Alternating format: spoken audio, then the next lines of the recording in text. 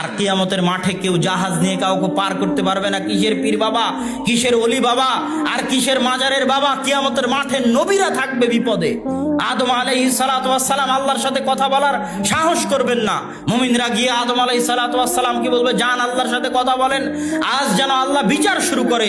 বিচারের অপেক্ষায় থেকে থেকে মানুষ ক্লান্ত হয়ে যাবে, এত ক্লান্ত হয়ে যাবে, এত ক্লান্ত হয়ে যাবে যে জাহান্নামে চলে গেলেও রাজি আছি, তবুও বিচার হোক। বিচার যদি জাহান্নাম হয় তবুও বিচার হোক। বিচারের অপেক্ষায় থেকে মানুষ ক্লান্ত হয়ে যাবে। কিন্তু কে বলবে আল্লাহকে বিচারের মাঠে যে আল্লাহ বিচার শুরু করেন? এই সাহস কিয়ামতের মাঠে কারো হবে না। আদম বলবে আমার সাহস নাই, যাও নূহ আলাইহিস সালামের কাছে। নূহ আলাইহিস সালাম বলবেন আমার সাহস নাই, যাও মুসা আলাইহিস সালামের কাছে। মুসা আলাইহিস সালাম বলবেন যাও আমার সাহস নাই, ঈসা আলাইহিস সালামের কাছে। ঈসা আলাইহিস সালাম বলবেন মুহাম্মদ সাল্লাল্লাহু আলাইহি সাল্লামের কাছে যাও।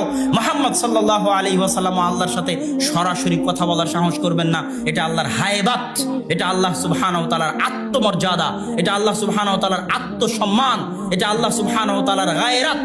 মুহাম্মদ সাল্লাল্লাহু আলাইহি ওয়াসাল্লাম কথা না বলে সরাসরি সিজদায় পড়ে যাবেন। কতক্ষণ সিজদায় থাকবেন এটা কেউ জানে না। আল্লাহ যতক্ষণ চাইবেন ততক্ষণ। তিনি নিজে সিজদা থেকে মাথা উঠানোর সাহস করবেন না।